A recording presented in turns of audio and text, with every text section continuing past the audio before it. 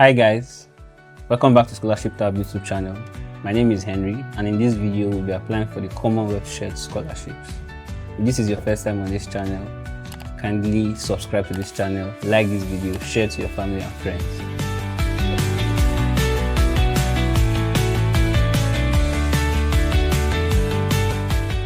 To get started, what you want to do first is to open your favorite web browser and type scholarship.com and you hit enter, and you wait for a few minutes for the web page to load. So remember, the scholarship you're applying for is a Commonwealth Shared, so you search for the name here, Commonwealth. Hope I got the spelling right. Then you hit enter.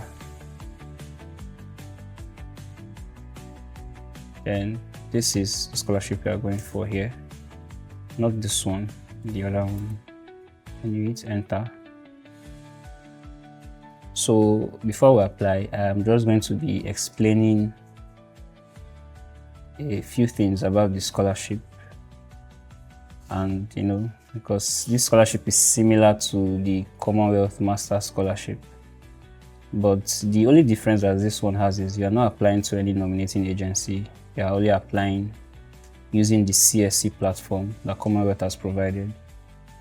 So this scholarship provides full tuition. They cover your flight costs if you are going to study in the UK.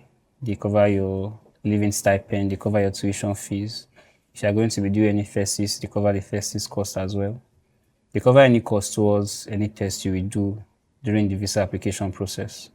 And if you are a divorced applicant, if you are a widowed applicant, there is also provision to cover any form of expenses that may arise from taking care of your child. Even if you have a disability, they guarantee that there is provision for support. So if you are still unsure about some of the benefits, you can come back to this page. So a few requirements for the scholarship includes that you will have to be a citizen of a Commonwealth eligible country, and you have to be a permanent resident of a Commonwealth eligible country as well. Then you have to hold either a second class degree, a second class upper 2-1 honors standard as is stated here, or if you have a second class lower degree, you should have a relevant master's degree in addition to the second class lower degree. So I take it again. You either need to have a 2-1 or you have a 2-2 and a master's in order to be eligible to apply for this scholarship. So also you have to prove that you're unable to attend this university or study in the UK without this scholarship. Then you must provide every document that will be required of you in the application process. So without wasting our time, let's get straight into the application. So to apply, you will click on this link here. All right, so this is the application page for the Commonwealth Shared Scholarship. So as you can see here, they have a lot of information. So before you apply, you can do well to go through this information so that nothing is left out. So I quickly want to show you guys something in the supporting documentation part. So it says here that you must upload the following documents: your proof of citizenship or refugee status in an eligible Commonwealth country, which can either be your valid passport or national ID card, which will show your date of birth or your country of citizenship. You must show all the transcripts of the higher education qualifications that you have, and they must be up to date as well. Then if they are not in English, you must show the translations for those transcripts in English. Then you must prove, Then for the references part, you must provide references from at least 2 individuals in PDF format as is stated here. They must be signed, they must have a letterhead. Then also, kindly note this, they said applications will not be considered or will be considered ineligible if any of the required documentation is not included by the closing dates. And the closing date is on the 9th of December. So you are expected to have all these documents stated here. So in addition to what we discussed, we are going to click on eligible countries first to see if you're an eligible applicant. So these are the countries that the scholarship body has provided that can apply for this scholarship. So you check if your country is listed here. So do well to take time, check if your country is listed here. Then if you want to go further to check your eligibility as an applicant, you come to applicant eligibility. Then you see every other thing that we've discussed before. So without wasting time, we'll start the application process. So we click how to apply. And like I said, the application closing date is Tuesday, the 9th of December. And all applications must be made through this application system here. So if you want to see a list of the approved courses, you can click on this link. And if you want to see a list of all the participating UK universities, you can click on this link. I advise you to click on the link so that you have an idea of the available courses and which one will match your preference. And I advise you to also check the universities as well to see the ones that matches your preference. So we'll be applying. So we click CSE Central link and we wait for the application page to load. All right, so to start the application process, you click on new user here since we are starting an application process from the scratch. Then you want to type your name as it is stated in your official ID. If your name is Michael Jackson on your official ID, don't type Jackson Michael on the phone. Type it as Michael Jackson. So on my ID, my name is Jack Sparrow. So Jack will be my first name. Then my last name is Sparrow. Then you want to put in your email information here. So this is my email information. Then they said you need to put another email address that can be used for your password reset. So I will still put in the same email address. Then when you've done that, you click on submit. And it tells you the user ID with your email. Then you proceed to register to multi-factor authentication. Then you click on it.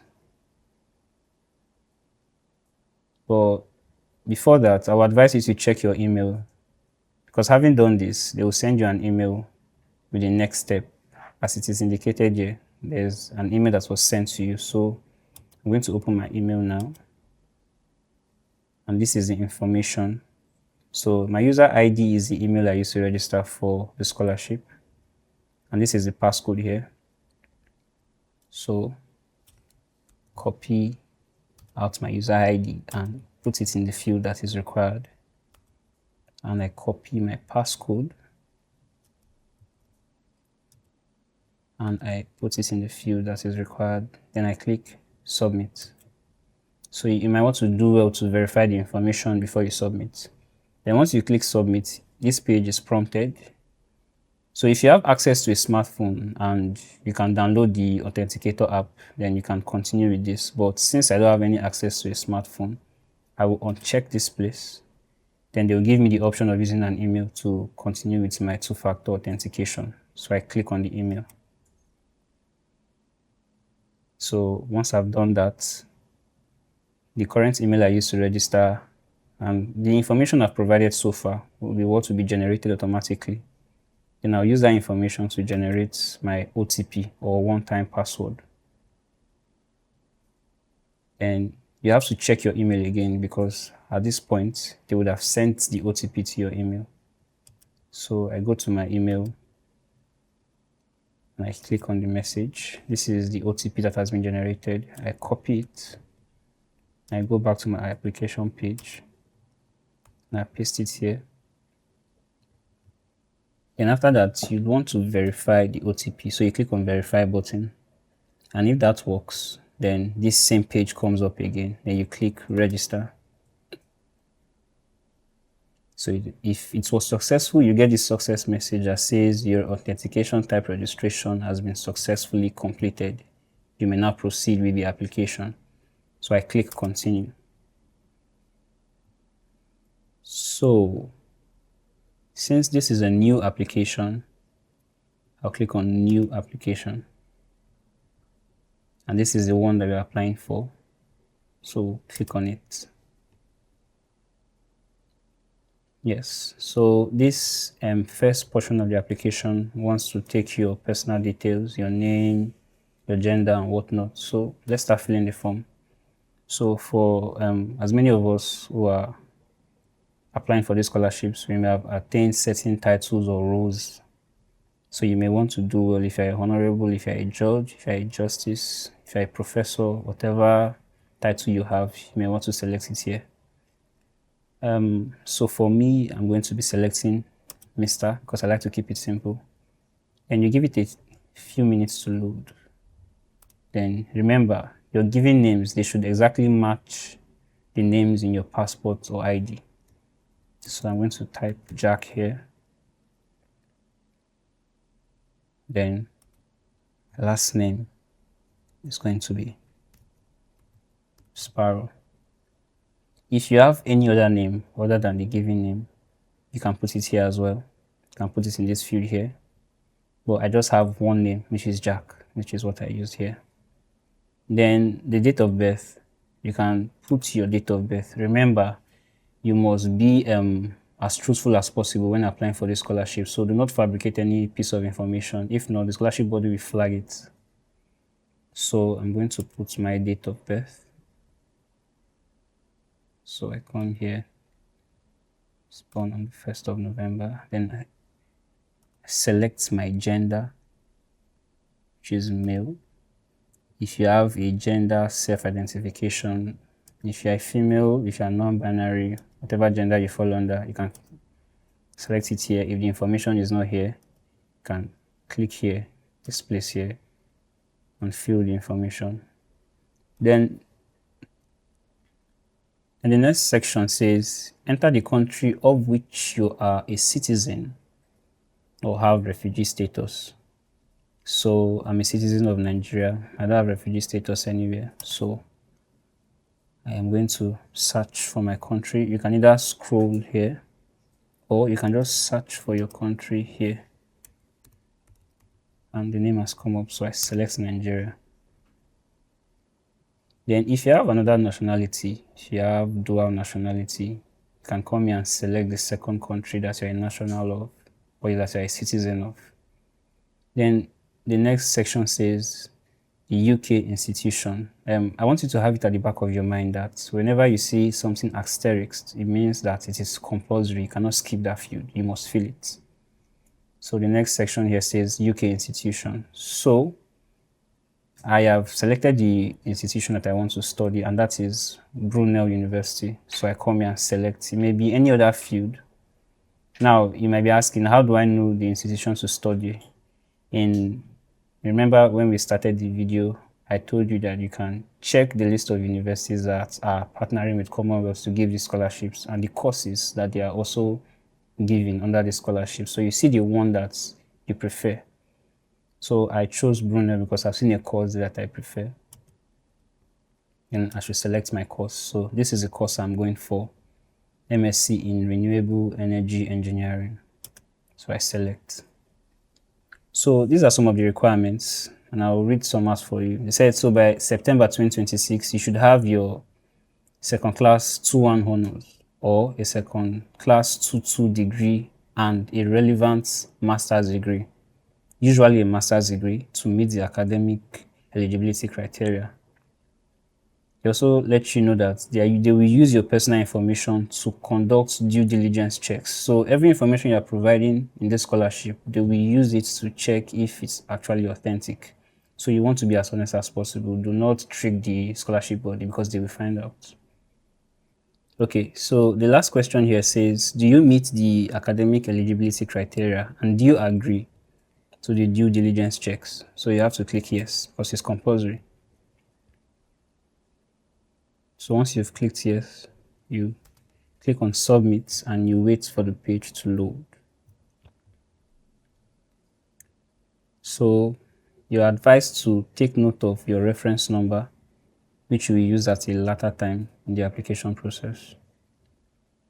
So you click on continue to application. So this is the first page. that asks for your personal details. If you notice, they're asking for your permanent address or any form of personal details so far. So again, you want to be as honest as possible. You don't want to lie on your application.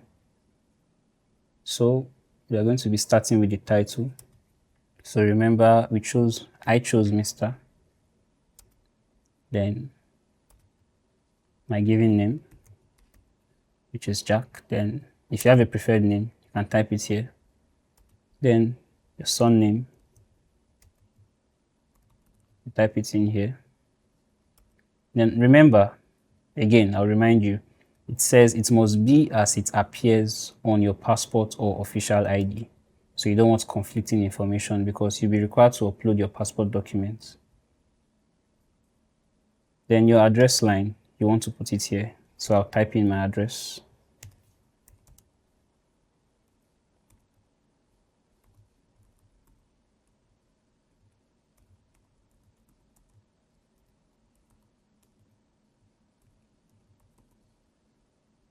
Then if you have a different address line from the first one, you can put it here. They give up to 3 different fields for the address line.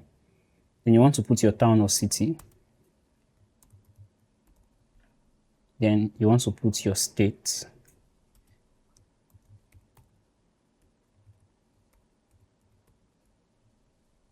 Then you can put your postcode or zip code. But remember that since it is not asterisk, it is not compulsory. But if you have the information, do well to put it here.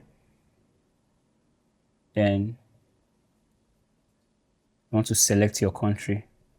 Please do not forget to select your country because you don't want to provide all this information and not forget to select your country. So my country is Nigeria. Select Nigeria. And you want to put your mobile number as well.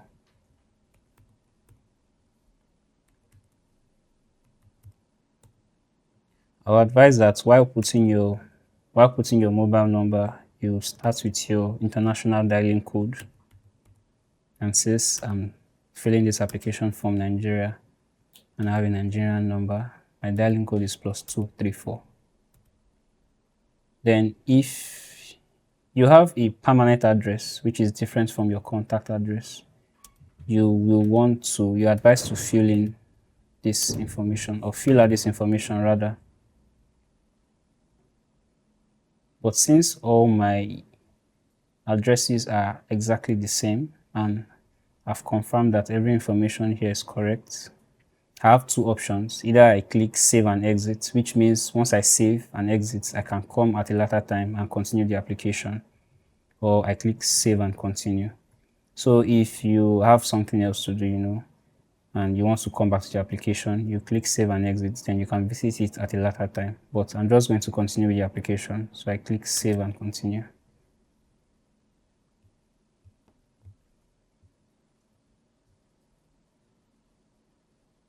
And now we are on the second step of the application process. If you notice that this is where we began and this is where we are now.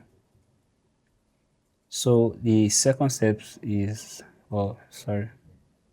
So the second step is asking us about our academic qualifications. So you have to put your current or most recent academic qualification. And they give up to 1, 2, 3, 4, 5 different qualifications. So there's a lot of options for those who might be asking, what if I have more than one? What if I have this? There are options there. You can upload up to 5. So you want to first select your institution.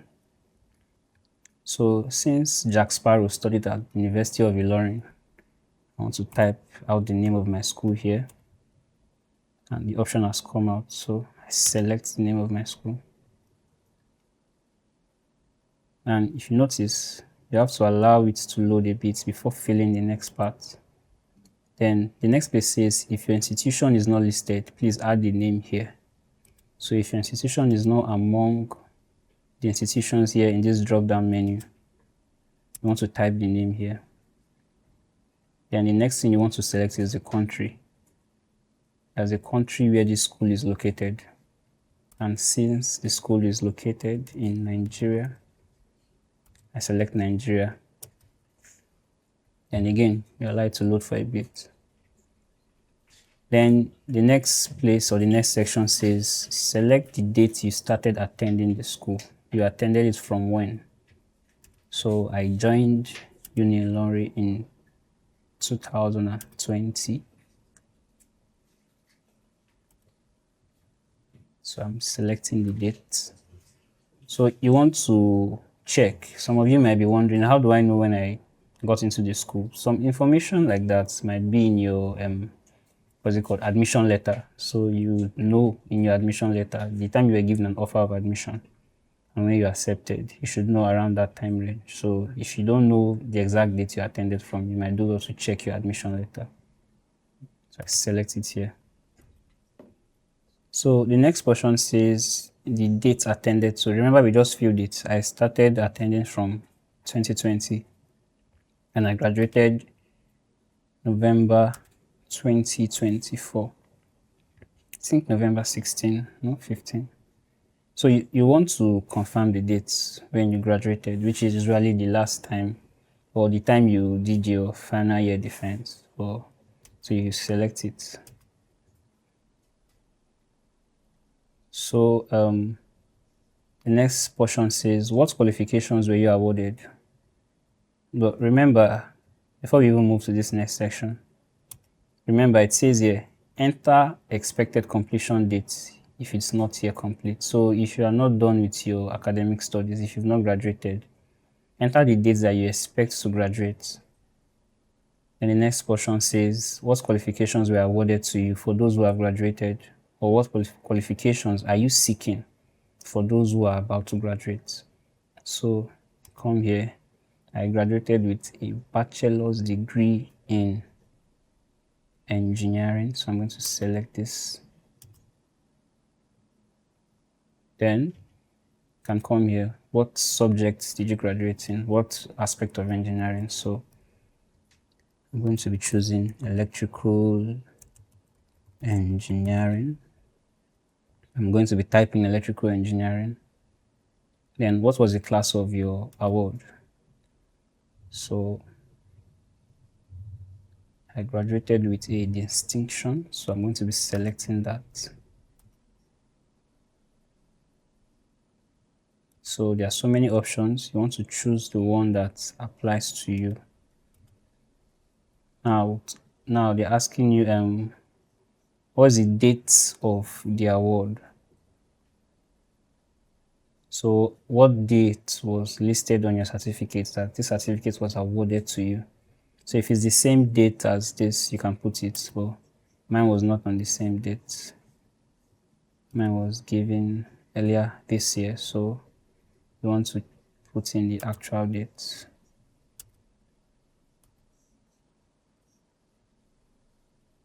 And this is how you fill the first part.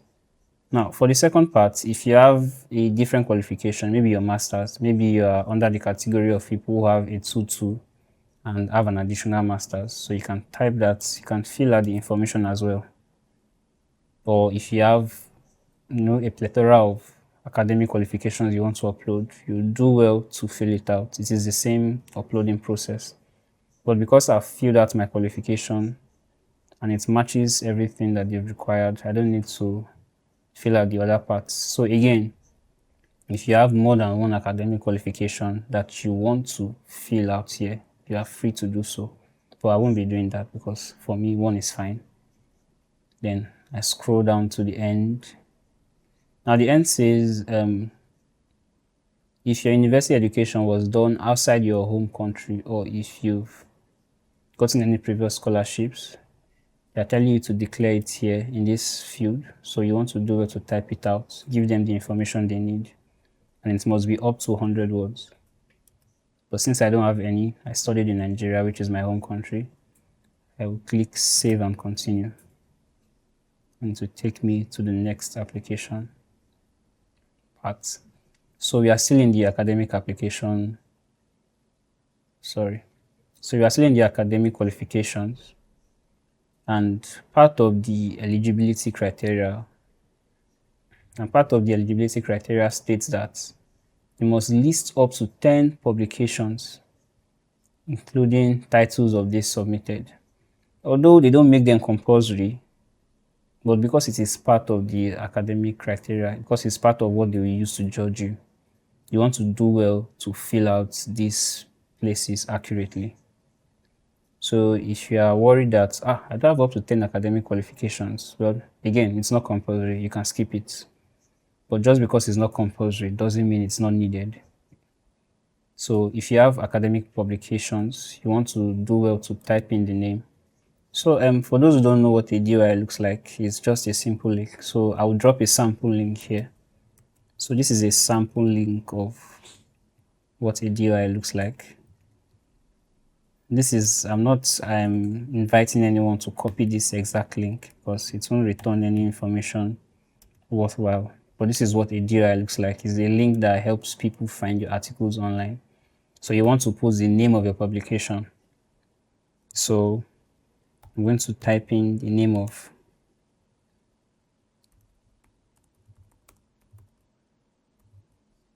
my publication here.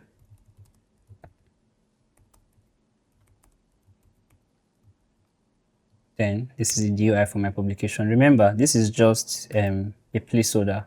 This is not an actual existing article. So I have to drop that disclaimer so that somebody doesn't go out there and copy this information and use it in the application. So you are invited to list up to 10, meaning you can do less than 10. So the last portion of this page says if you have any academic distinction or prizes, you come here and list them. So if you have a prize, you must make sure that the prize is related to whatever application that you are doing here in Commonwealth Shared Scholarship. So you don't want to have a prize as a footballer, for example, and you're applying for renewable energy systems. You can see that there's no correlation between the two of them. So whatever prizes you have, you must have it at the back of your mind that is this prize related to my application? Is it going to be relevant? If you feel it's going to be relevant, you want to come here and type it clearly so that they can understand. Then once you are done with this page, you come to save and continue.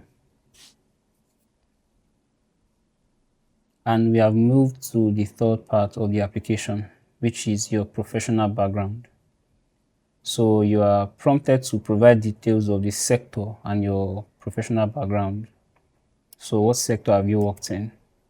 For me, I've worked in the private sector. And what area of the sector did you work in? So I worked under science engineering. So you want to choose where you've worked. So you don't want to choose where you are hoping to work or don't want to fabricate information. So I choose science and engineering. Then if wherever you've worked is not listed in this drop down, you come here and type it. You give them proper details of where you've worked. So your employment history, you are required to list up to 5 jobs that you've held and the experience you've gained there and how this experience would help support your application. Also, they're advising you to start with the most recent employment history you have. So if you have an employment history of 2024 and you have one of 2021, you have to start with the one of 2024, which is the most recent. So you type your employer's name here. So I'll go with Speeds Engineering. So the job title, I was an electrical engineer there. Then what period did you start working there? So you come here and select the period you started working there. So I started working there around January 7. Now, are you still working there? If you are still working there, you may want to put the most current date, which is today, at the time of my application. So I select this date. So you can list up to 5 jobs, but I'm just going to put 1 because this is where I've worked so far. Then the country of your employment, where is this company located? So you want to select the country. Since mine is in Nigeria, I select Nigeria. And now you want to select the main responsibilities or the description, what you did while you're on the job, what were the main responsibilities of that job. So you come here and type it.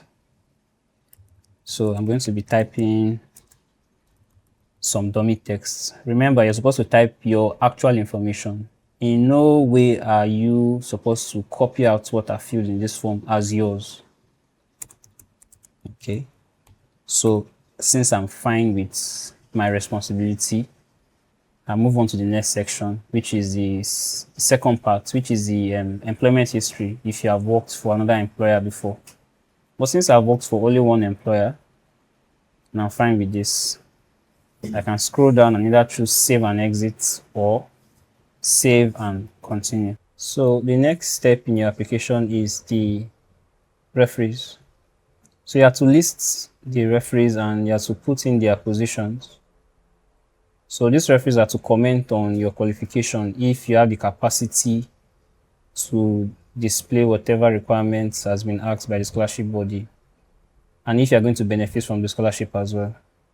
So you are expected to provide references from your current or most recent employer, then your academic study, and you are supposed to provide the details of someone to be a personal referee.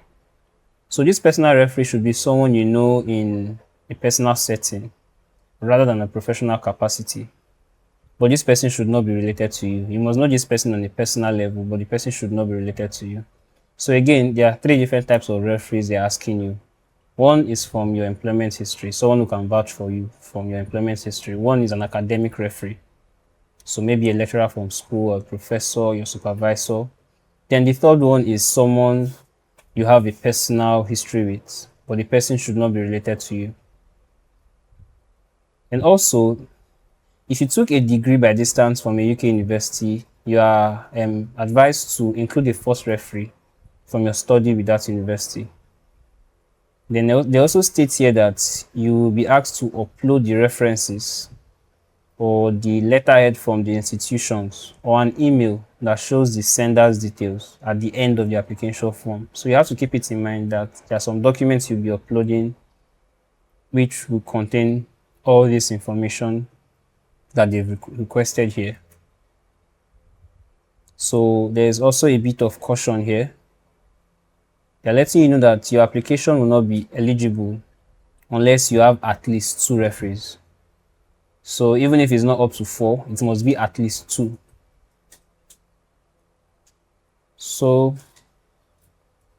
what you want to do here is fill out the name of the referee. So I am going to fill out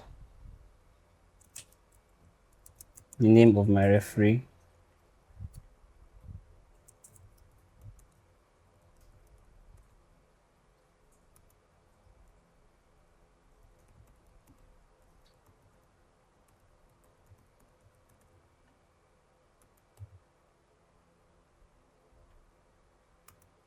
Then you have to repeat. So you fill out the referee's name here. Then you put the job title of the referee. And then you fill out the referee's email address. And you have to repeat the same email address here. Then this section is asking what is the relationship of the referee to you. So since the referee was my manager at that time, I'm going to put it here. Then for my second referee, it can be an academic referee. Remember they said one should be academic, one should be from your job history, and one should be on a personal level. So this is the second referee.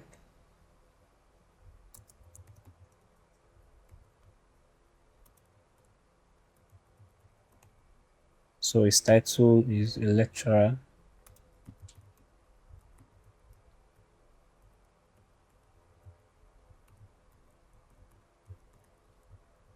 Then copy this and you repeat it here as well. Then the relationship of the referee to me, he was my professor.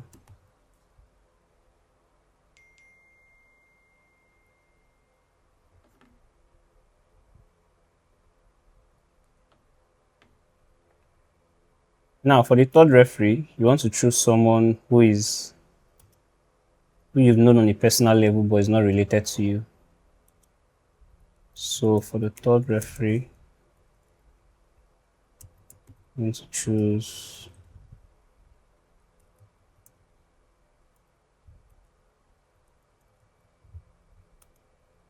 what does this person do? Person is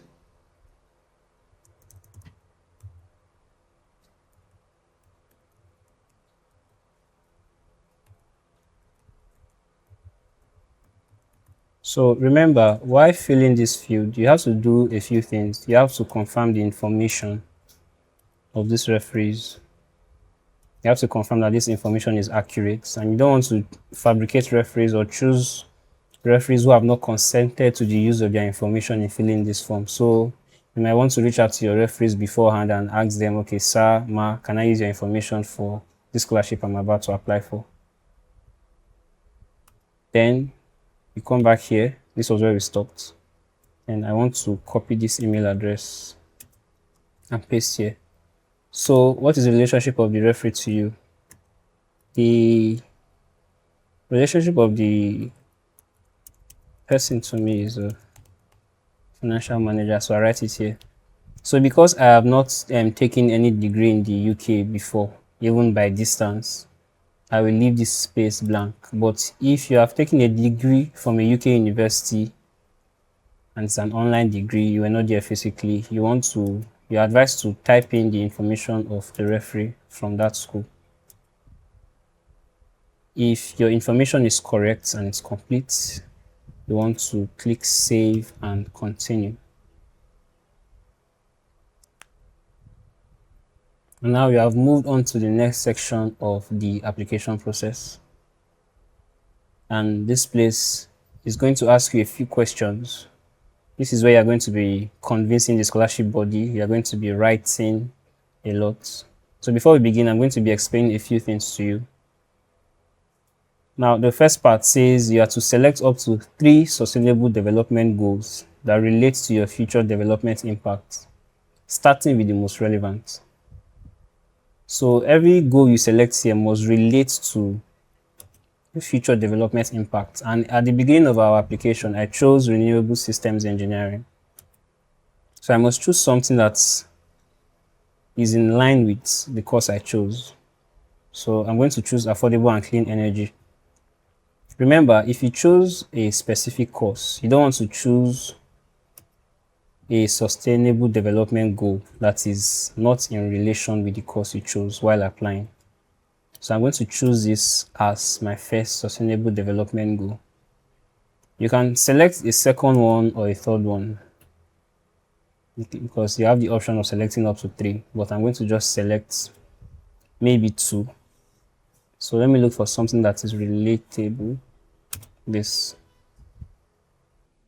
So after you've selected your sustainable development goals, you have to fill out this next section of the application. So the Commonwealth Scholarship, I'll let you know that one important criterion they are using to judge your application is the fact that you will make international development if you are awarded the scholarship. So you have to provide development impact statements that will support your claim while applying for this application.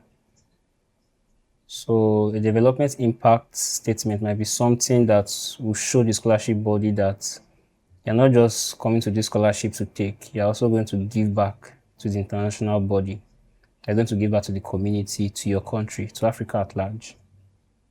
So I'll advise that for this part, since you're going to be typing it here in this field, I would advise that you have written out your essay or whatever it is that you're going to submit here. You would have typed it out somewhere and proofread it so that there are no errors in it before you come in here to paste. How does your proposed study relate to development issues at the global, national, and local level?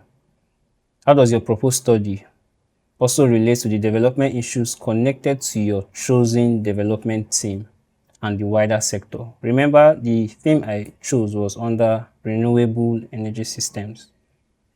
So you have to remember the theme you chose, and they are trying to get you to explain to them what you are going to study in the UK, how does it relate to these questions? So you have to think it through. Then you have to come up with something convincing for the scholarship body. Again, an advice. Generally, scholarships will tell you do not use AI. So I'll repeat that same advice here. You don't want to go and feed AI the, how will I put it, the prompt, and it will not bring the results back and you put it here. The scholarship bodies will immediately know. They want to understand your thinking. So you want to do well to craft out this essay yourself, then give it to somebody maybe who can proofread it for you. Check if there are any errors, if there are grammatical misspellings and the rest. Then once you are certain of your essay, you want to come in here and type it out. Or if you've written it out somewhere, you want to copy it and paste it in this field here. Now remember, for this essay, you are to use up to 200 words. So don't use anything less than 200. So it can be 200 and above. So you come here. Since I've copied out my message, I'm sure of my essay, I paste it here. Now, if you notice, this is a dummy text, so is in no way an invitation for you to copy this text and use it in your scholarship application. Your application must be typed in English. So this is a dummy text for the sake of this application. So remember, when filling out your essays, always type it in English. Again, this is a dummy text for the sake of this application. Then the next part, the next development impact section, they are supposed to fill. They are supposed to answer questions that want you to explain how your skills and qualification will be applied when you return home. What do you intend to do with the new skills you've gotten so far? You're going to be spending an amount of time in the UK studying. So when you are back to your country, what are you going to do with the new skills? They want to know. So while filling this out, you might reference how you are going to use this skill nationally, globally, or even at a local level. And every technology that you've acquired during your time in school, in this scholarship, how you plan on using that technology. So you have to explain it here. So since I've gotten my explanation and I've confirmed my essay, I'll paste my answer here. Again, this is a dummy text. It is not to be used for your application. I'm doing this for the sake of the application. Your essays must be written in English. Now, the third part of the development impact section, the question is as follows. You are to answer what you expect will change in development terms following your studies, including what outcomes do you aim to achieve, what's the time frame for their implementation, and who will be the beneficiaries. So you're going to tell them, now that you've gotten this scholarship and you are done with it, what are the outcomes you hope to achieve? What are the development trends that they can notice or they should expect from you? What is the time frame for their implementation? How long do you think it's going to take to achieve this? And who is going to benefit from it? Is it just you and your family? Is it going to be your country? Is it going to be the world? Is it going to be at a local level? So you have to explain it to them. Again, I encourage you to check the word count. The word count can be up to 250 words. So you don't want to do something below this. You don't want to do something rather above this. So you put your text here. And the last part of the development impact section says, how will the impact of your work be best measured and evidenced? How will you measure this impact you are claiming that you are going to have? How will you document it? What will be the indicators you are going to use to measure it? So they are telling you here that you may wish to detail small and incremental changes as well as more significant goals. And this can be up to 100 words. So I've confirmed what I want to tell them. And I come here and paste. Or for you, you can come here and type. Again, these are dummy texts for the sake of this application. Do not use them for your application. You have to sit down, craft out an essay that will win their hearts, and you paste it here. Also, another advice for the essays, do well to proofread them so that there are no errors while applying. And since I'm satisfied with what I've given them, I've checked and there are no errors, I click save and continue, and I move on to the next section. So the next section is your career plans. In this section, you are going to be explaining to the scholarship panel how this proposed study will help your career grow. So the first part is the objectives of the award, or objectives during the award. So what objectives do you hope to fulfill during the award? So remember, once you've drafted out your essay that you want to paste in here, once you've proofread them, you come here, you click on this and you paste. Or you can decide to type it in here, whichever one works for you. Remember, it is up to 250 words, so don't exceed this amount. 250 words is what they peg it at. So you come and you paste here. You can paste up to 250 words. Then the next section says, what are the career plans you have in 5 years following the award? So after you must have gotten the award, what are the career plans you have 5 years from that time? So if they gave me the award now, 2025, so I need to draft out a career plan I have between 2025 and 2030. So you explain your career plans in the next 5 years to them. Then once you are convinced of what you've written, come here and you paste. Then your long-term career plans are the next section that you're going to answer. So you're going to explain to them what your long-term career plans entail. So these long-term career plans can be from 10 years and above, maybe 10 years to your retirement. And remember, they are up to 250 words. So you want to take out time before pasting it here. You want to take out time to write something that will convince the scholarship body, but do not lie, don't fabricate information. Once you are convinced of what you have, like I am, I come and I paste. Again, a disclaimer. This is a dummy text. Do not use it for your applications. All your applications must be written in English language. Then once we are done with this section, we click Save and Continue to take us to the next section of the application. Now, the next section says your proposed study in the United Kingdom. So the first part says you have to fill in your university application number. Like I showed you in the beginning of this application video, in addition to applying for the Commonwealth Shared Scholarship, you have to apply to that school you chose. You know, I chose Brunel University of London. So even after my application for this scholarship, I have to apply to the school directly and apply for that course. Okay, so I haven't applied to the school, but if you have, you can put your university application number here. You can put in the university application number here if you've applied.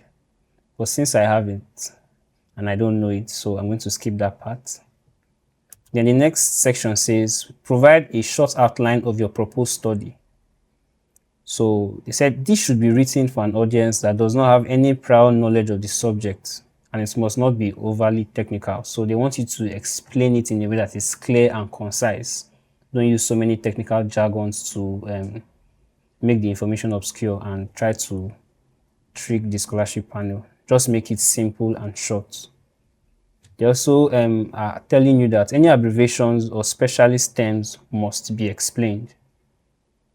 So I've gotten my outline for the proposed study, which is renewable energy systems, and I come here and I paste it. Then the next section says you have to provide a detailed plan of your proposed study. The selection panel will want to understand why you have selected your proposed courses and universities. You should remember that although the selection panel will be informed, they are not likely to be specialists in your subject, so they don't want you to overcomplicate things for them. Just help them understand why you chose this course, why you chose this university. Nothing too serious. So here you are going to describe why you have chosen your course and universities, and why you want to undertake this in the UK. Why did you choose UK? Why this university? Why this course? They want you to also explain to them, what are you looking for in that course? And how does this course help you achieve your objectives? How is this course you're applying for? How does it help you achieve the objectives you have set out to do? Then you're also going to discuss any dissertation topic you have in mind. So I'm going to type in here my detailed plan of study, or I'm going to paste it here, whichever one works for you. Then you have to type in a keyword that summarizes your proposed study. So this is a keyword that summarizes my proposed study. You have to put in the second keyword. You have to put in the third keyword.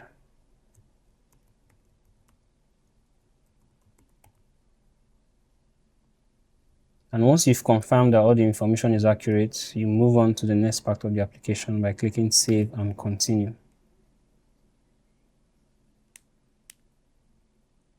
The next section of this application is the personal statement. In the personal statement, the CSC encourages you to explain any personal barriers or any personal issues you may have had from your background that has motivated you to make an impact in your country. Whatever the issues might have been, they want you to explain how that issue has motivated you to make an impact in your country. It may be a challenge while accessing education. It may be a challenge while growing in your career. Whatever it is, how has it motivated you to do better things for your country? They want you to explain it here. So you're going to come here to this personal statement and you paste your statement there. Remember, you want to give them accurate information. You don't want to fabricate any form of information. If you are having challenges, you might want to speak to someone after you've written your essays to help you proofread them, check for spelling errors and any other issue. Again, this is a dummy text for the sake of this application. Then also, the next section says that you can summarize the ways you have engaged in voluntary activities and the opportunities you had to demonstrate leadership. So if you've been in a leadership position before, you can summarize how you volunteered and how you got that leadership experience, what that leadership experience entailed at that time. Although it is not necessary to fill it out, but it's important because if it's not important, they wouldn't have listed it in the application process. So I'm going to be pasting what I think is right. And since I'm satisfied with what I have, I click Save and Continue, and it takes me to the next portion of the application. So next portion is the checklist and confirmation. So they're just trying to, ask to get a kind of feedback from you. So the first portion is, how did you find out about the Commonwealth scholarships? Well, I found out from their website. So I'm going to be selecting this. And I found out from another website. So I'll select this as well. Then the second portion says, what sources did you use to find out more about Commonwealth scholarships? The same sources as previous. For me, if you found out from a nominating agency, you want to do well to click the nominating agency. If you found out from a university in your country or the UK or your supervisor, just click the information that applies to you. So I found out from these two as well.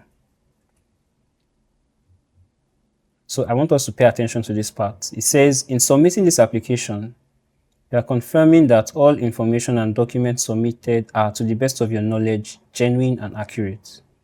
Do you remember what I discussed in the previous section of this video? Do not fabricate information. Give them everything genuinely. The CSC reserves the right to suspend, withhold, or withdraw any subsequent award at any time, should it have reasonable evidence that this is not the case. So even if they grant you the scholarship and you're already in the UK studying, if they do some digging and they find out that you fabricated it, they will withdraw your award. So you can be in the UK, maybe you've gone like 3 months already and you fabricated something. They will find out and your award has ended like that. So you want to do well to give them quality, genuine information.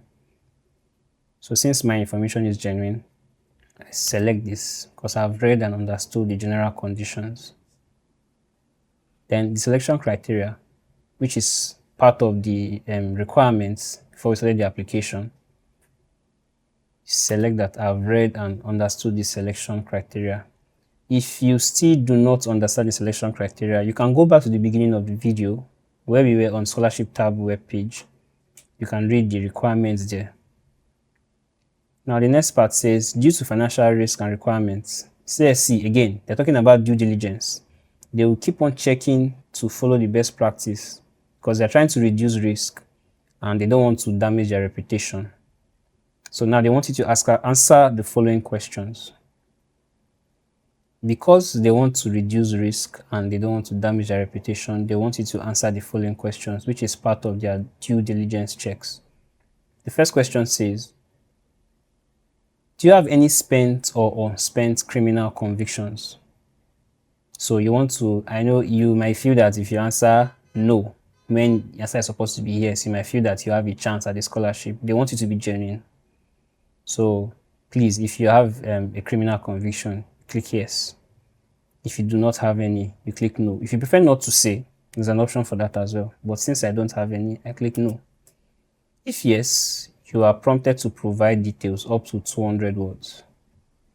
Then the next portion says, do you have any relation who is a politically exposed person? And they go ahead to list what a politically exposed person is, what their roles are, what their job description entails. So you want to read here to check if you or any of your relations are politically exposed.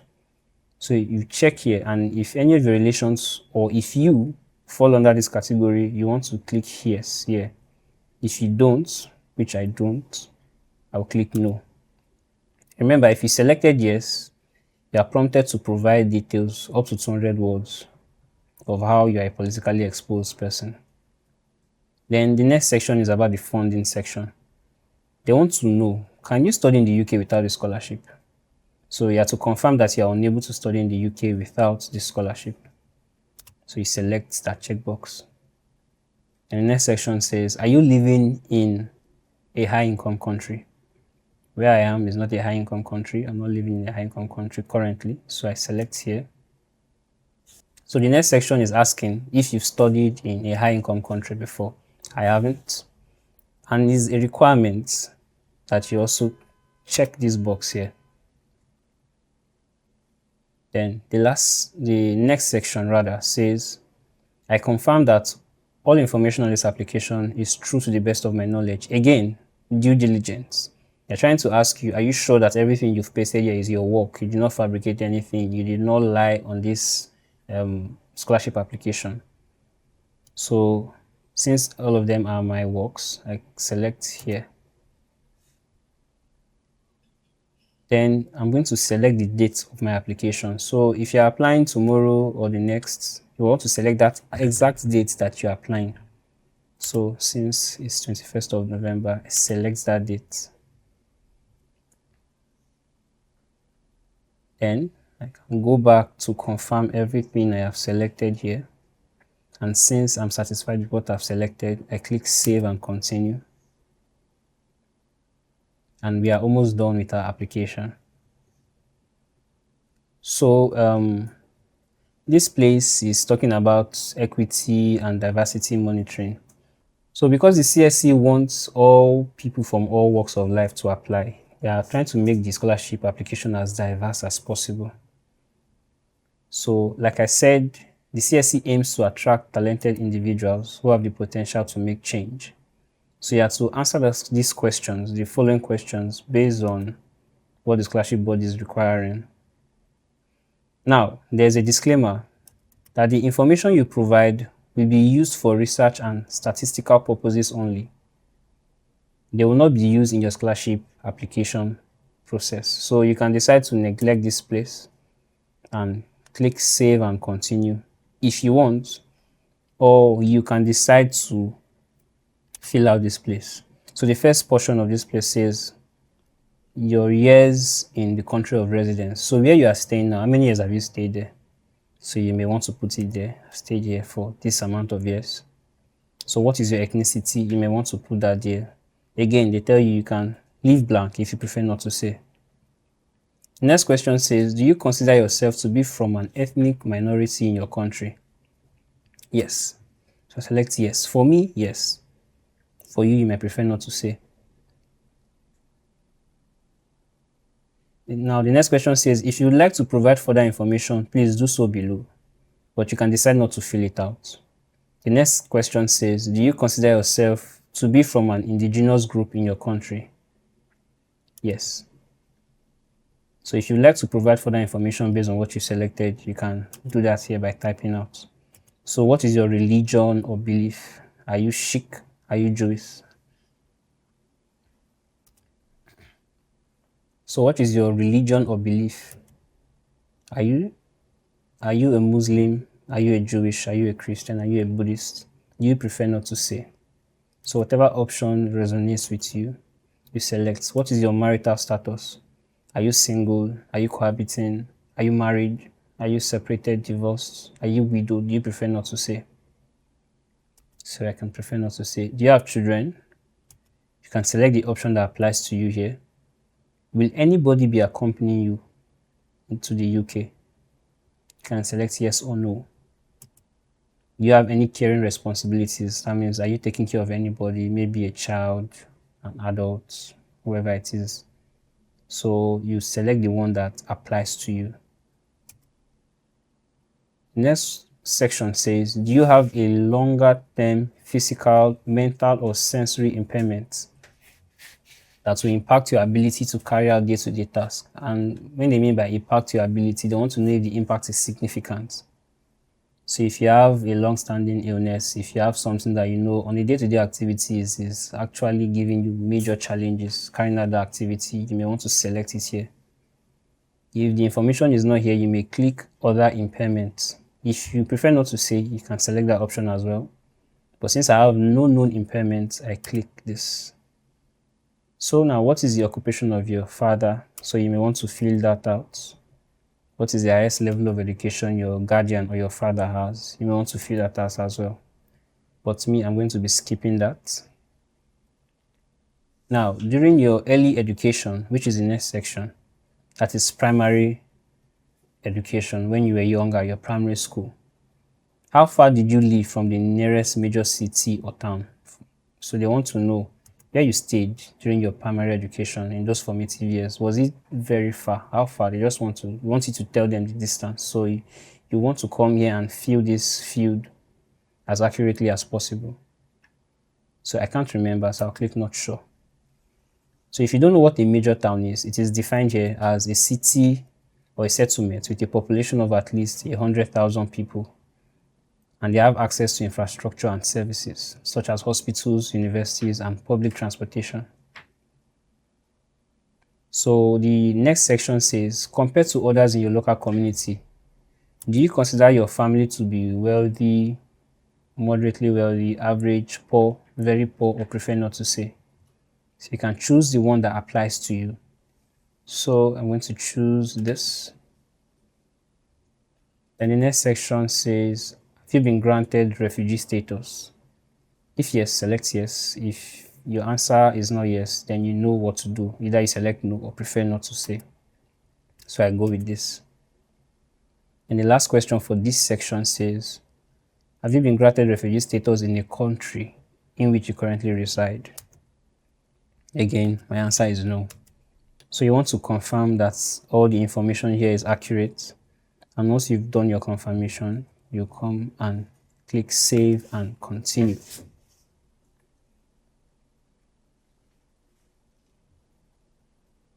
And now we are in the second to the last section of the application. So this section is talking about the documents you require for your application.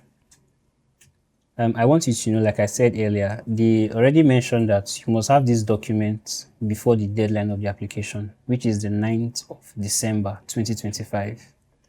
So these are the documents you'll be required to upload, which is your passport as a means of identification, your transcripts, which are your academic transcripts for either your undergraduate or master's degree, then your degree certificates as well. Then university offer letters. Like I said, you can apply to more than one university, like it was listed in the application procedures. So you want to put that there as well. Then your references. Remember the people you chose as your references. Remember that there's a detailed procedure of how they are supposed to send the reference letters to you. So you can go back to the beginning of the video and find that portion out. And once you've gotten all your documents, you come here and you upload each and every one of them.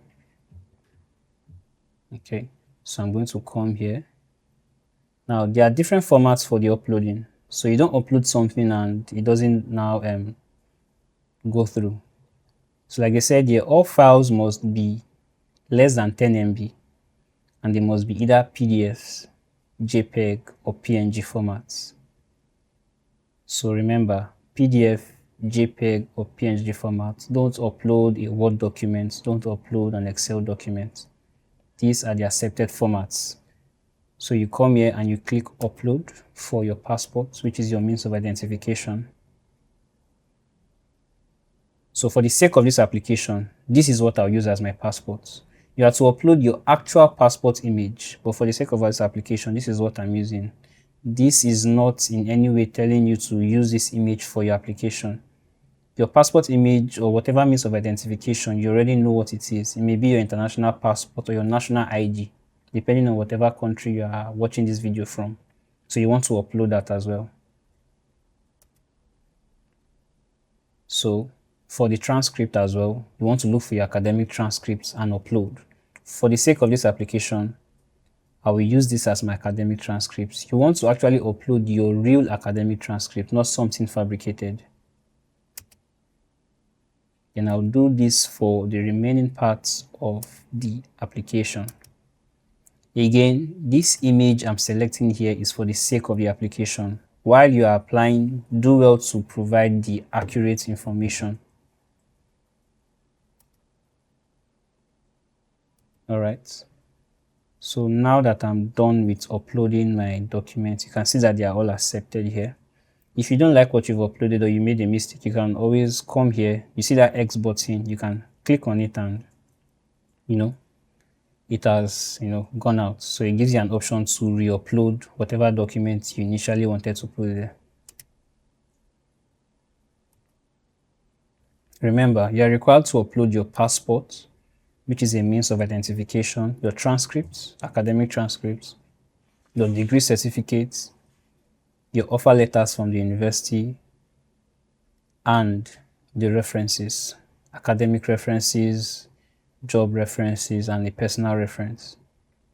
Now, for the references part, I want you to pay attention. It says you have to upload scans of your references, each on an institutional letterhead or an email, clearly showing the sender's details. So that means all the senders that are giving you these references, their details must be there. Even if it's via email, they send it to you.